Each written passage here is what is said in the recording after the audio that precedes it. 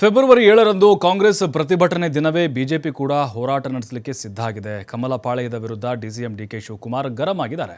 ಮಾನ ಮರ್ಯಾದೆ ಇದ್ದರೆ ಕೇಂದ್ರ ಸರ್ಕಾರದಿಂದ ಹಣ ಕೊಡಿಸಲಿ ಬಿಜೆಪಿಯವರು ರಾಜ್ಯಕ್ಕಾದ ಅನ್ಯಾಯ ಸರಿಪಡಿಸುವಲ್ಲಿ ವಿಫಲರಾಗಿದ್ದಾರೆ.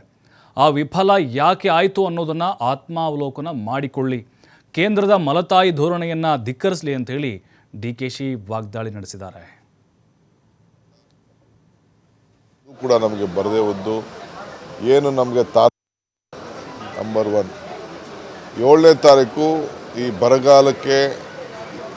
ಬರಗಾಲದಿಂದ ನಮ್ಮ ರಾಜ್ಯಕ್ಕೆ ಕೇಂದ್ರ ಸರ್ಕಾರ ಮಾಡ್ತಾ ಇರೋಂಥ ಒಂದು ಅನ್ಯಾಯ ಮತ್ತು ಬಜೆಟ್ನಿಂದ ನಮಗೆ ಹಣ ಬರದೇ ಇರೋದು, ಹಿಂದೆ ಬಜೆಟ್ನಿಂದ ಏನು ಅನೌನ್ಸ್ ಮಾಡಿದ್ರು ಅದು ಕೂಡ ನಮಗೆ ಬರದೇ ಹೋದ್ದು ಏನು ನಮಗೆ ತಾರತಮ್ಯ ಆಗ್ತಾಯಿದೆ. ಅದರ ವಿರುದ್ಧ ಮೊದಲನೇ ಬಾರಿಗೆ ಇಡೀ ಸರ್ಕಾರ, ನಾವೆಲ್ಲ ಮಂತ್ರಿಗಳು, MLAಗಳು, ಚೀಫ್ ಮಿನಿಸ್ಟರ್ ಮುಖಂಡತ್ವದಲ್ಲಿ ನಾವೆಲ್ಲ ಹೋಗಿ ದೆಹಲಿಯಲ್ಲಿ ಹೋರಾಟ ಮಾಡಬೇಕು ಅಂತ ತೀರ್ಮಾನ ಮಾಡಿದ್ದೇವೆ. ಒಂದಿನ ಹೋಗ್ತಾ ಇದ್ದೇವೆ.